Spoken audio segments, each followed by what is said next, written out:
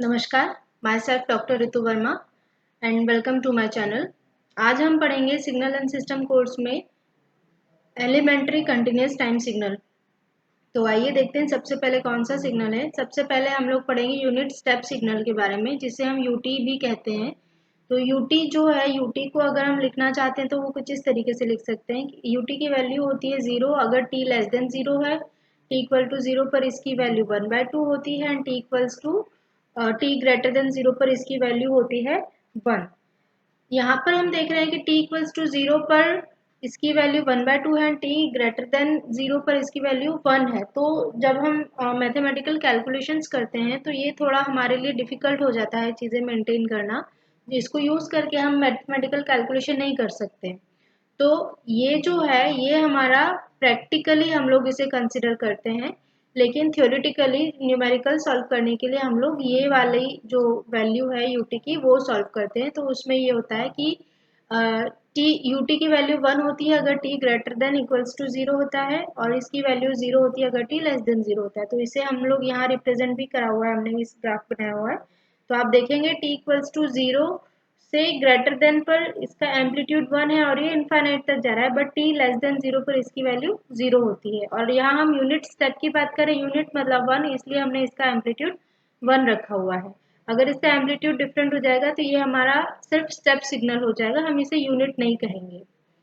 तो अगला हमारा सिग्नल है डायरेक्ट डेल्टा सिग्नल। इसे हम डेल्टा टी से रिप्रेजेंट करते हैं। Direct delta signal, delta T जो है डायरेक्ट डेल्टा सिग्नल, उसकी वैल्यू इनफाइनाइट होती है जब टी इक्वल्स टू 0 होता है, और टी नॉट इक्वल्स टू 0 पर इसकी वैल्यू 0 होती है। And at the same time area under the curve of this delta signal जो है वो 1 होता है। तो समटाइम्स ये जो ऑब्जेक्टिव है उसमें 1 मार्क्स में पूछ लिया जाता है कि अभी आपको दिया जाता है डेल्टा टी की वैल्यू इनफाइनाइट है अगर टी इक्वल्स टू 0 है, and it's value 0 for T not equals to 0। तो ये चीज़ आपको ध्यान में रखना है कि वो लोग आपसे क्या दे रहे हैं। तो ये जो एरिया अंडर द कर्व है, ये वाला पॉइंट आपको हमेशा याद रखना है। इसको लेकर के एग्जामिनर आपसे क्वेश्चन कर सकता है। तो जो हमारा डायरेक्ट डेल्टा सिग्नल है उसका रिप्रेजेंटेशन कुछ इस तरीके से होता है। t इक्वल्स टू 0 पर इसकी वैल्यू इनफाइनाइट होती है, और अगर हम इसमें एरिया अंडर द कर्व की बात करेंगे तो उसका एरिया हम लोग 1 लेते हैं।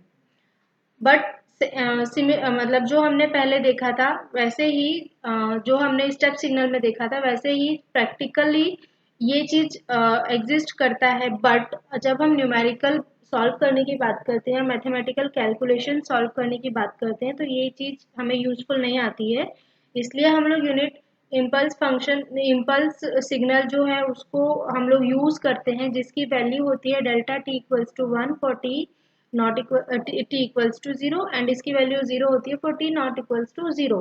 तो यहाँ पर हम लोग देखेंगे इसका जो ग्राफिकल रिप्रेजेंटेशन है वो मैंने ये दिया हुआ है, और यहाँ पर देखेंगे टी इक्वल्स टू 0 पर इसकी वैल्यू हमने 1 लिखी है। जो ये 1 है, ये 1 इसका एम्पलीट्यूड नहीं है, ये चीज आपको हमेशा याद रखना है, ये एरिया अंडर द कर्व है।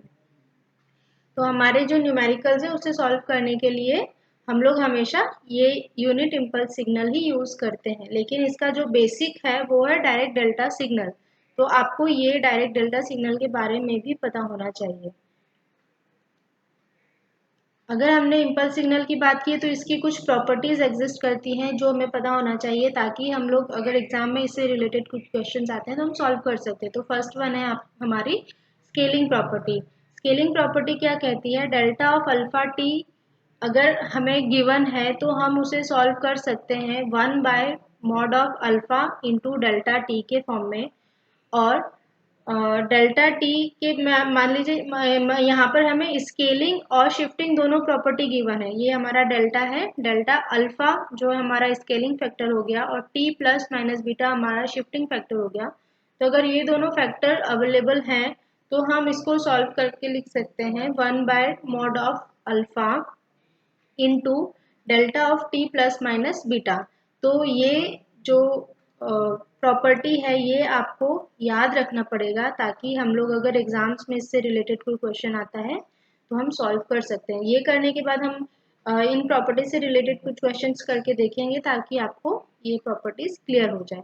सेकंड वन है प्रोडक्ट प्रॉपर्टी। तो प्रोडक्ट में क्या होगा कि अगर हमें कोई एक सिग्नल एक्स टी गिवन है और हम उसे डेल्टा टी से मल्टीप्लाई कर रहे हैं, तो हमारा जो सिग्नल हमें एक्स टी गिवन है वो सिर्फ वहीं प्रेजेंट होगा जहाँ पर डेल्टा टी की वैल्यू एग्जिस्ट करती है। अगर हम इसे देखना चाहें तो अगर मान लीजिए मेरे पास एक्स टी कोई सिग्नल गिवन है, ये मेरे पास सिग्नल है और मान लीजिए मेरे पास कोसाइन वेव गिवन है, ठीक है, एंड ये हुआ हमारा एक्स टी, एंड हमें कहा गया है कि हमें इसे डेल्टा टी से मल्टीप्लाई करना है। तो डेल्टा टी हमें क्या बोलता है, डेल्टा टी तो सिर्फ t इक्वल्स टू 0 पर एग्जिस्ट करता है, इसके अलावा तो ये 0 हो गया। तो इसका मतलब ये हुआ कि t इक्वल्स टू 0 पर एक्स टी में जो भी वैल्यू प्रेजेंट है उसे हम इस 1 से मल्टीप्लाई कर देंगे। तो ऑब्वियसली 1 से मल्टीप्लाई करेंगे तो हमें वही सिग्नल, वही एम्पलीट्यूड, वही वैल्यू मिलेगी, इसलिए हम लोग as it is same value ले लेते हैं। इसके अलावा t लेस देन 0 और t ग्रेटर देन 0 पर एक्स टी के जो सारे एम्पलीट्यूड्स हैं वो 0 से मल्टीप्लाई होंगे, बिकॉज डेल्टा सिग्नल में t इक्वल्स टू 0 के अलावा सारी वैल्यू 0 होती है। तो जब अगर किसी भी नंबर को हम 0 से मल्टीप्लाई करते हैं तो वो वैल्यू 0 आ जाती है। इसीलिए हम लोग यहाँ बोल रहे हैं कि अगर कोई भी सिग्नल एक्स टी को डेल्टा टी से मल्टीप्लाई करते हैं तो एक्स टी सिग्नल में t इक्वल्स टू 0 पर जो भी वैल्यू प्रेजेंट होती है वो वैल्यू यहाँ पर हमारा रिजल्टेंट आंसर होता है। तो ये चीज आपको हमेशा याद रखना है। अब यहाँ पर शिफ्टिंग प्रॉपर्टी लगा दी है, मान लीजिए हमारा जो डेल्टा सिग्नल है वो प्रेजेंट है यहाँ पर, t इक्वल्स टू ये हमने मान लिया 2 है, t इक्वल्स टू 2 पर हमें ये सिग्नल प्रेजेंट है। तो अब t इक्वल्स टू 2 पर है, इसका मतलब ये हुआ t माइनस टी नॉट हमें गिवन है। अगर हम डेल्टा के फॉर्म में लिखेंगे तो ये हो गया, अगर हम डेल्टा के फॉर्म में लिखेंगे तो डेल्टा ऑफ t माइनस 2 हो गया।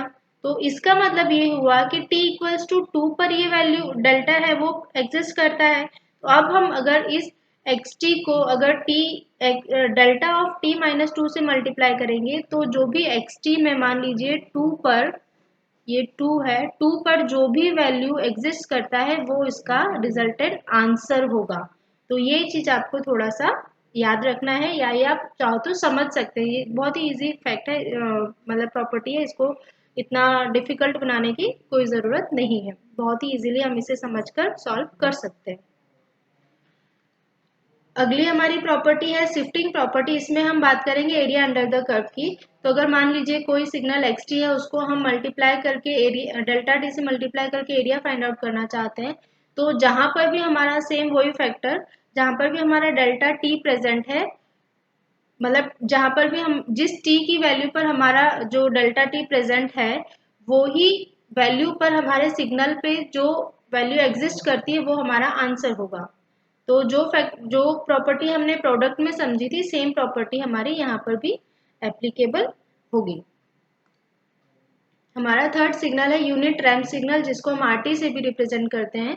तो आरटी इज इक्वल्स टू जो होता है वो होता है T when T greater than equals to 0 होता है और इसकी वैल्यू 0 होती है टी लेस देन 0 पर। आरटी को हम ये भी लिख सकते हैं टी इंटू यू टी। तो अगर आपको कभी आरटी की जगह पर कहीं दिख जाए टी इंटू यू टी, तो आप ये समझ लीजिएगा हम लोग रैंप सिग्नल के बारे में बात कर रहे हैं। और रैंप जो आरटी सिग्नल है उसका ग्राफिकल रिप्रेजेंटेशन कुछ इस तरीके से होता है, जितना मतलब हमारा जो भी हम जिस पॉइंट पे हम बात कर रहे हैं टी के जिस पॉइंट पे हम हमारे सिग्नल की वैल्यू फाइंड आउट करना चाह रहे हैं वो सेम ही होता है। जैसे मान लीजिए टी इक्वल्स टू 1 है तो टी इक्वल्स टू 1 पर एम्पलीट्यूड 1 होगा, इसीलिए हम इसे बोलते हैं यूनिट रैंप सिग्नल। एग्जाम्पल यहाँ पर हमने गिवन है कि जो हमारा रैंप सिग्नल है वो लिखा हुआ होता है, मान लीजिए लिखा है 2 आर टी 3 आर टी। तो इस टाइप के रिप्रेजेंटेशन में ये जो 2 है एंड ये जो 3 है इसको हम लोग बोलते हैं स्लोप, ये हमारा स्लोप है। तो ये कंफ्यूजिंग नहीं होना चाहिए, ये चीज हमें क्लियर होना चाहिए। यहाँ पर ये सिग्नल का एम्पलीट्यूड नहीं होगा, ये हमारे सिग्नल का स्लोप होता है आरटी सिग्नल में। Fourth signal is signum function. Signum function को हम लोग लिखते हैं एस जी एन टी। इसकी वैल्यू होती है -1 एम्पलीट्यूड अगर t लेस देन 0 होता है, 0 एम्पलीट्यूड अगर t इक्वल्स टू 0 होता है, 1 एम्पलीट्यूड अगर t ग्रेटर देन 0 होता है। तो ये हमारा इसका रिप्रेजेंटेशन हो गया, t ग्रेटर देन 0 पर इसका एम्पलीट्यूड 1 हो गया, t इक्वल्स टू 0 पर इसका एम्पलीट्यूड 1 हो गया, 0 हो गया, बिकॉज एवरेज 1 माइनस 1 का एवरेज हो गया वो 0 हो गया, एंड t लेस देन 0 पर इसका एम्पलीट्यूड -1 हो गया। तो ये हमारा सिग्नम रिप्रेजेंटेशन होता है। सिग्नम जो हमारा सिग्नल होता है उसे हम यूटी के फॉर्म में भी फाइंड आउट कर सकते हैं। अगर हमें सिग्नम फंक्शन चाहिए तो यहाँ पर हमने लिखा हुआ है 2ut-1, तो हम इसे देख लेते हैं। 2ut-1 कैसे होगा? 2 जो है 2ut में 2 हमारा एम्पलीट्यूड है, इसका मतलब हमारा जो स्टेप सिग्नल है उसका एम्पलीट्यूड 2 है, और ये हमारा यूटी सिग्नल हो गया, माइनस हमें 1 सब्ट्रैक्ट करना है इस सिग्नल में से। तो 1 तो हमारा, ये तो हमें कहा नहीं है कि हमें 0 से स्टार्ट करना है, कहाँ से करना है, 1 दिया हुआ है। 1 का मतलब है कि ये माइनस इन्फिनिटी से इन्फिनिटी तक 1 है। तो अगर हम इसमें से इस यूटी में से इसको सब्ट्रैक्ट करेंगे तो आप देखिए यहाँ पर फॉर टी लेस देन 0 तो एम्पलीट्यूड 0 है और यहाँ पर एम्पलीट्यूड 1 है। तो 0 में से आप 1 सब्ट्रैक्ट करेंगे तो क्या आएगा? -1। तो हमने देखा कि 0 में से अगर 1 सब्ट्रैक्ट किया तो t लेस देन 0 के लिए एम्पलीट्यूड आ गया -1, और t ग्रेटर देन 0 के लिए एम्पलीट्यूड है 2, एंड यहाँ पर t ग्रेटर देन 0 के लिए एम्पलीट्यूड है 1, तो 2 में से 1 गया 1, तो ये हमारा 1 आ गया। तो इस तरीके से आप ut के टर्म में भी हमारा जो सिग्नम फंक्शन है उसे लिख सकते हैं। सेकेंड क्या कह रहा है? सेकेंड कह रहा है ut minus of minus ut। तो पहले हम लोग ut ड्रॉ कर लेते हैं। तो ये 1 हो गया, ये ut हो गया। अब ut में से हमें माइनस करना है minus of ut। Minus of ut मतलब अगर आप देखेंगे तो ये ut का रिवर्सल फॉर्म हो गया। रिवर्सल फॉर्म हुआ, इसका मतलब ये हुआ कि पहले जो पोर्शन लेफ्ट हैंड साइड में था वो राइट हैंड साइड में चला जाएगा, राइट हैंड साइड का पोर्शन लेफ्ट हैंड साइड में चला जाएगा। तो राइट हैंड साइड में क्या था? एम्पलीट्यूड 1 था। तो अब t लेस देन 0 पर एम्पलीट्यूड 1 हो जाएगा और उसके t ग्रेटर देन 0 पर ये 0 हो जाएगा। तो ये हो गया हमारा u of minus of t। तो अब जब हम इसे सब्ट्रैक्ट करेंगे तो यहाँ पर देखिए t लेस देन 0 पर वैल्यू है 0, तो 0 में से, और यहाँ पर वैल्यू है 1, तो 0 में से 1 गया -1। तो अगेन आप देखेंगे तो t लेस देन 0 पर वैल्यू आ गई -1 और t ग्रेटर देन 0 पर एम्पलीट्यूड है 1, बट यहाँ t ग्रेटर देन 0 पर एम्पलीट्यूड है 0, तो 1 माइनस 0 अगेन 1, तो ये हमारा अगेन 1 आ गया। तो इस तरीके से आप सिग्नम फंक्शन, जो सिग्नम फंक्शन है उसे भी ut के टर्म्स में लिख सकते हैं। ये कुछ रिलेशन है, ये आपको पता होना चाहिए कि अगर मान लीजिए हमें RT सिग्नल गिवन है और आपसे पूछा जा रहा है कि अगर आप उसे डिफ्रेंशिएट करेंगे तो क्या मिलेगा, तो ये चीज़ आपको याद रखना है कि अगर RT हमें गिवन है और अगर हम उसे डिफ्रेंशिएट करते हैं तो हमें UT सिग्नल मिलेगा, that is unit step signal मिलेगा। अगर UT सिग्नल गिवन है उसे हम डिफ्रेंशिएट करते हैं तो हमें डेल्टा सिग्नल मिलेगा। सिमिलरली अगर हमें डेल्टा टी सिग्नल गिवन है और हम अगर उसे इंटीग्रेट करेंगे तो हमें यूनिट स्टेप सिग्नल मिलेगा। एट द सेम टाइम अगर यूनिट स्टेप सिग्नल गिवन है और उसे इंटीग्रेट करते हैं तो हमें रैम्प सिग्नल मिलता है। ये चीज़ें आपको जब हम न्यूमेरिकल सॉल्व करेंगे तो बीच बीच में काफ़ी यूजफुल रहेंगी, तो ये आपको याद होना चाहिए। जब आप अगर प्रैक्टिस करेंगे न्यूमेरिकल्स की तो ये आपको ऑटोमेटिकली माइंड में सेट हो जाएगा, ये याद करने की ज़रूरत नहीं रहेगी। तो आइए अब हम देख लेते हैं कि जो हमने कुछ न्यूमेरिकल्स हैं जो हम करके देख लेते हैं। तो आइए अब कुछ न्यूमेरिकल्स देखते हैं। तो मान लीजिए हमें पहला क्वेश्चन जो है वो गिवन है yt is equals to 4t² into delta of 2t minus 4, और हमें कहा गया है कि इसको सिंप्लीफाई करना है। तो हम इसे किस तरीके से सॉल्व करेंगे? तो इसे सॉल्व करने के लिए हम लोग सबसे पहले क्या करेंगे, हम टी की वैल्यू फाइंड करेंगे कि हमारा जो डेल्टा टी सिग्नल है वो कहाँ पर प्रेजेंट है। तो टी की वैल्यू फाइंड आउट करने के लिए हम कैसे फाइंड आउट कर सकते हैं? फर्स्ट ऑफ ऑल हम जो ये डेल्टा टी है इसको लिख सकते हैं डेल्टा टू, हमने बाहर निकाल लिया तो टी माइनस टू। ठीक है, तो जब हमने ये कर लिया है तो अब हम देखेंगे कि यहाँ पर हमारे पास स्केलिंग और शिफ्टिंग दोनों प्रॉपर्टी लग रही है और दोनों की वैल्यू हुई टू है। तो हम लोग क्या करेंगे, सबसे पहले डेल्टा की वैल्यू निकालेंगे कि टी कहाँ पर प्रेजेंट है। तो हम लोग ये फैक्टर लेंगे T minus two equals to zero put करेंगे। ये जो हमने फैक्टर लिया है टी माइनस टू, इस फैक्टर को हम लोग जीरो के इक्वेट करेंगे और यहाँ से हमें आ जाएगा टी इक्वल्स टू टू। इसका मतलब ये है कि टी इक्वल्स टू टू पर हमारा डेल्टा सिग्नल प्रेजेंट है। अब हम यहाँ पर प्रॉपर्टी लगाएंगे तो हमारी क्या प्रॉपर्टी थी, जो आप अगर देखेंगे तो हमारी प्रॉपर्टी थी one by mod of alpha.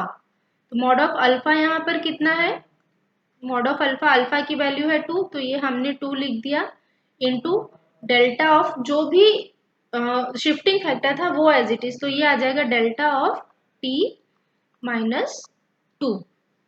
तो अब जो हमारा क्वेश्चन गिवन है उसमें इस जगह पर हम लोग ये लिख करके सॉल्व कर देंगे और टी की जगह जो हमने ये वैल्यू निकाली वो पुट करेंगे। तो हमारा वाई टी कितना गिवन था, हमें वाई टी दिया हुआ था 4 इंटू टी स्क्वायर। तो टी की वैल्यू है हमारे पास टू, तो ये हो गया टू का square into delta two T minus four. तो इसकी जगह हमें पुट करना है ये, तो इंटू हम लोग करेंगे मल्टीप्लाई मॉड ऑफ टू मतलब one by two into delta of T minus of two. तो जब हम इसे सॉल्व करेंगे तो इसकी क्या वैल्यू आ जाएगी, 8 into delta of T minus to. तो ये हुआ हमारा इसका आंसर। अगर आपको इस टाइप का क्वेश्चन गिवन है तो हमें इस तरीके से इसे सॉल्व करना है। अब मान लीजिए हमें दूसरा क्वेश्चन गिवन है और दूसरा क्वेश्चन ये कहता है कि Y T is equals to, अब हमें लिमिट दे दी गई है 0 से infinity e to the power minus of alpha T square into delta of T plus 10 dt। अब हमें ये क्वेश्चन गिवन है और इसे हमें सॉल्व करना है। तो सबसे पहले हम लोग फाइंड आउट करेंगे कि हमारा जो डेल्टा टी है वो कहाँ पर प्रेजेंट है। तो उसके लिए हम लोग क्या करेंगे, उसके लिए हम लोग ये जो डेल्टा का फैक्टर है मतलब टी प्लस जो 10 है इसको हम जीरो के इक्वेट करेंगे और टी की वैल्यू यहाँ से हमें आ जाएगी माइनस ऑफ 10। तो यहाँ से हम देखेंगे कि T equals to minus of 10 पर हमारा डेल्टा फंक्शन है वो प्रेजेंट है।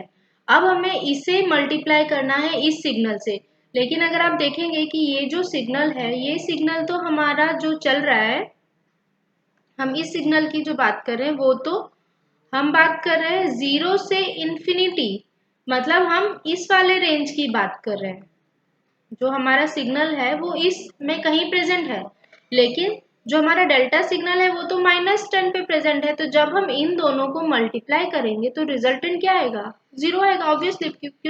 क्योंकि जहां पर डेल्टा सिग्नल प्रेजेंट है वहां पर हमारा एक्सटी सिग्नल का जो है वो प्रेजेंट नहीं है और जहां पर हमें एक्सटी सिग्नल गिवन है वहां पर डेल्टा सिग्नल प्रेजेंट नहीं है। तो जब दोनों को हम मल्टीप्लाई करेंगे तो इसका आंसर क्या आ जाएगा, जीरो। तो अगर आप थोड़ा सा अपना जो माइंड है उसको देखेंगे कि किस तरीके से हम सॉल्व करेंगे, तो आपको बिना सॉल्व किए आप पेन पेपर भी नहीं लेंगे, आपको बस क्वेश्चन देखते ही समझ में आ जाएगा कि इसका आंसर क्या होगा। ये इस टाइप के क्वेश्चंस भी ऑब्जेक्टिव में 1 मार्क्स में पूछ लिए जाते हैं कभी कभी। तो ऐसा नहीं है कि आपने आंख बंद करके देख लिया डेल्टा टी की बात है तो ऑब्वियसली यही कॉन्सेप्ट बन रहा होगा और इसी के बेसिस पे उन्होंने पूछ लिया।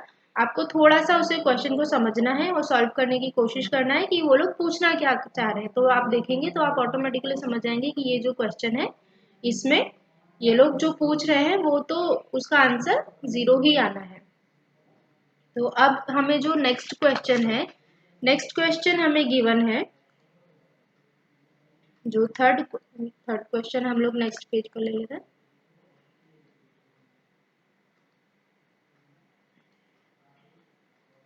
थर्ड क्वेश्चन हमें गिवन है Y T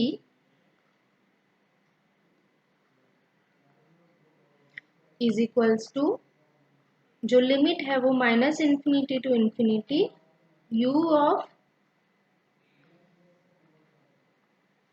t minus 6 minus u of t minus of 10 into, ये पूरा एक फंक्शन हो गया, sine 3 pi by 4 t into delta of t minus 5।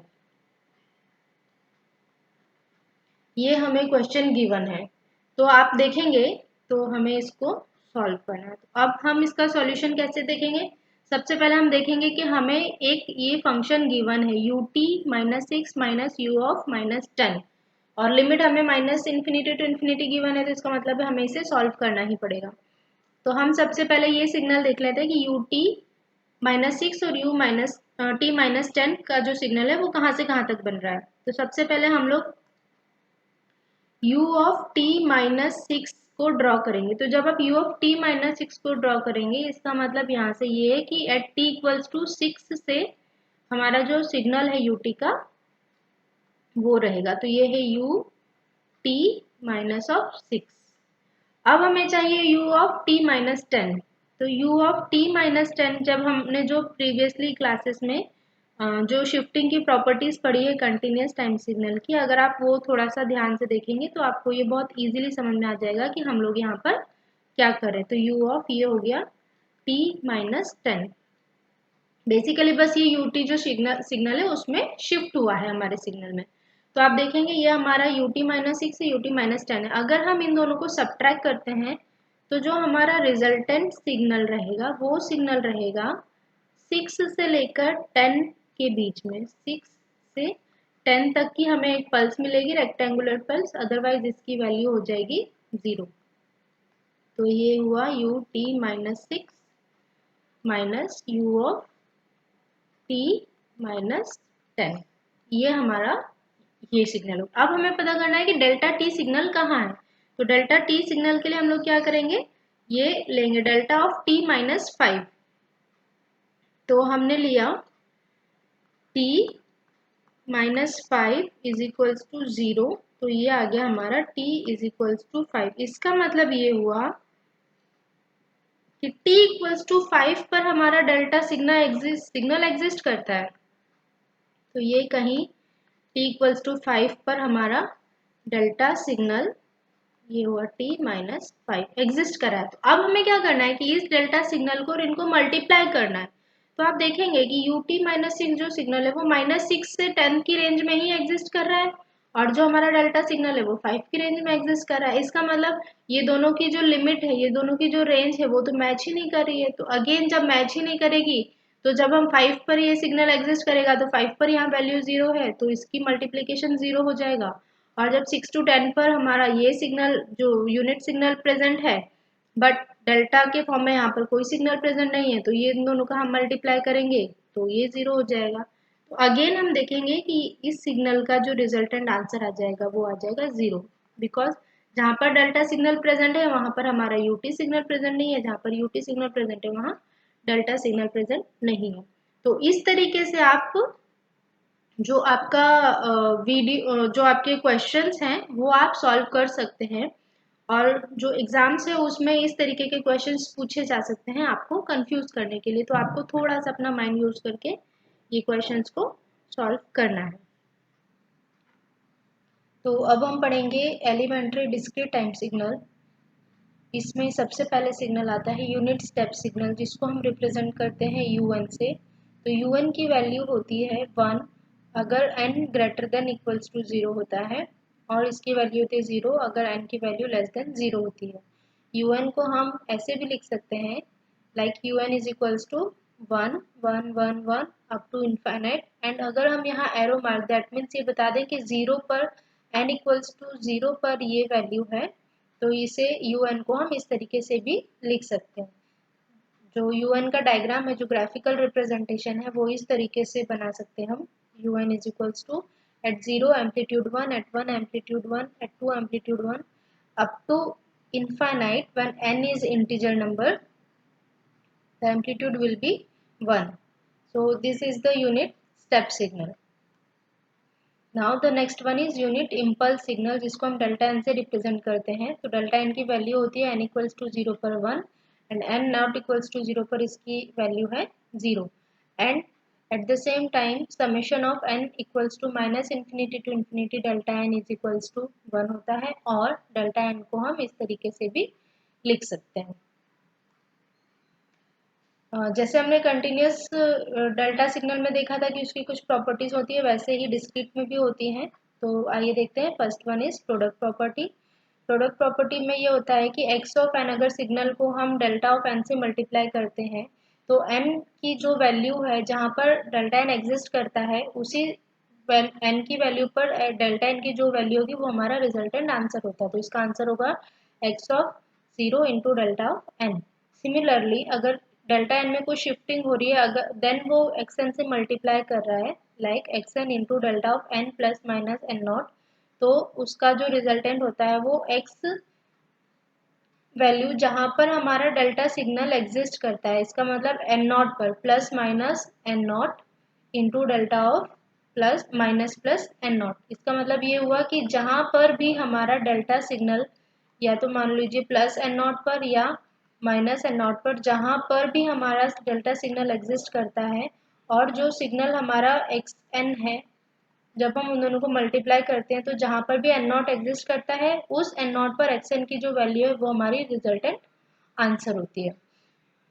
Second है हमारी शिफ्टिंग प्रॉपर्टी. तो शिफ्टिंग होती है summation n equals to minus infinite to infinite x of n into delta n is equals to x not and summation n equals to minus infinite to infinite x n into delta of n minus plus n not is equals to x of plus minus n not.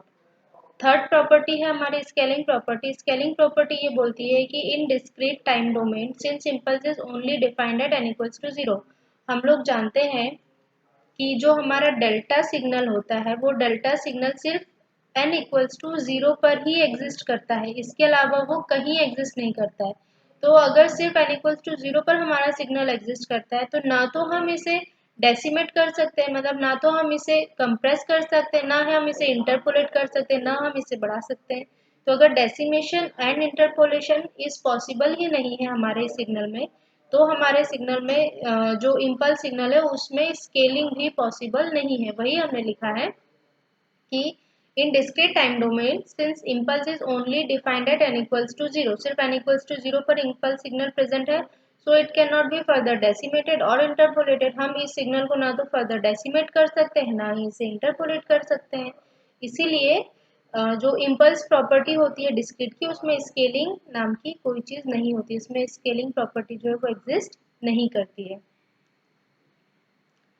Third हमारा signal है unit ramp signal, जिसको are N से represent करते हैं. Are N की value होती है N अगर N greater than equals to 0 होता है, 0 अगर एन लेस देन 0 होता है. आर एन को हम ये भी लिख सकते हैं एन इंटू यू एन. अगर कहीं आपको एन इंटू यू एन लिखा हुआ दिखे, इसका मतलब ये है कि यहाँ पर आर एन की बात हो रही है. आर एन को इस तरीके से भी रिप्रेजेंट कर सकते हैं डिस्क्रीट टाइम सिग्नल में, 0 पर एम्पलीट्यूड 0, अदर देन 1 पर 1, 2 पर 2, 3 पर 3 एंड सो ऑन. जो ग्राफिकल रिप्रेजेंटेशन है आर एन का वो ये है. At 0 n equals to 0 amplitude is 0, at n equals to 1 amplitude is 1, and at n equals to 2 amplitude is 2, at n equals to 3 amplitude is 3 and so on. So हमारा जो are N signal है उसे हम इस तरीके से represent कर सकते हैं. अब अगर हमें बताना है कि relation between U N and delta N में, तो हमें रिलेशन के लिए ये इक्वेशन याद रखना पड़ेगी, delta N is equals to U N minus of N minus 1. अब हम देख लेते हैं ये कैसे. हमें बोल रहे हैं कि यू एन, तो यू एन आपको पता है यू एन किस तरीके से ड्रॉ करते हैं. यू एन का मतलब हुआ 0 से इन्फाइनाइट तक एम्पलीट्यूड 1 का हमें एक सिग्नल बना देना है. तो ये हो गया हमारा 1 2 3 4 एंड सो ऑन. सो ये हुआ हमारा u ऑफ n. अब हमें बोल रहा है u of n minus 1. n minus 1 इसका मतलब हमें शिफ्टिंग कराना है सिग्नल की और फैक्टर जो है शिफ्टिंग का वो है 1। इसका मतलब अब हमारा जो सिग्नल पहले 0 से स्टार्ट हो रहा था वो अब 1 से स्टार्ट होगा। तो 1 पर एम्पलीट्यूड 1, 2 पर एम्पलीट्यूड 1, 3 पर एम्पलीट्यूड 1, 4 पर एम्पलीट्यूड 1 एंड सो ऑन। लेकिन 0 पर एम्पलीट्यूड हमारा 0 ही रहेगा। ये है यू एन माइनस 1। तो ये एम्पलीट्यूड हो गया 1, ये 1 हो गया एंड 1 2 3 4, ये यू एन माइनस 1। अब अगर हमें यू एन में से यू एन माइनस 1 को सब्ट्रैक्ट करना है तो आप देखेंगे कि एट यू एन में 0 पर हमें एम्पलीट्यूड 1 पता है, but U of N minus 1 में 0 पर एम्पलीट्यूड है 0। इसका मतलब हम 1 में से 0 सब्ट्रैक्ट करेंगे तो हमारा वैल्यू आ जाएगी 1। मतलब ये हमें यहाँ पर 1 एम्पलीट्यूड आ जाएगा। और सिमिलरली 1 पर यूएन में देखेंगे एम्पलीट्यूड है 1 एंड यूएन माइनस में भी 1 पर एम्पलीट्यूड है 1। तो 1 में से 1 गया 0, तो ये बचा 0। 2 पर भी एम्पलीट्यूड 1 है यूएन में एंड यू एन माइनस 1 में भी 2 पर भी एम्पलीट्यूड 1 है, तो 1 में से 1 गया 0। तो अगेन अब ये 0 ही चलता रहेगा इन्फिनिट तक। तो ये हमारा सिग्नल हो गया delta of N. That means अगर आप u1 में से u ऑफ n माइनस 1 को सब्ट्रैक्ट करते हैं तो हमें डेल्टा ऑफ n सिग्नल जो है वो मिल जाएगा। तो ये हमें डेल्टा ऑफ n सिग्नल मिल जाएगा। तो दोस्तों अगर आपको हमारे ये वीडियो पसंद आ रहे हैं तो अपने दोस्तों के साथ शेयर ज़रूर कीजिए and thank you for watching my video.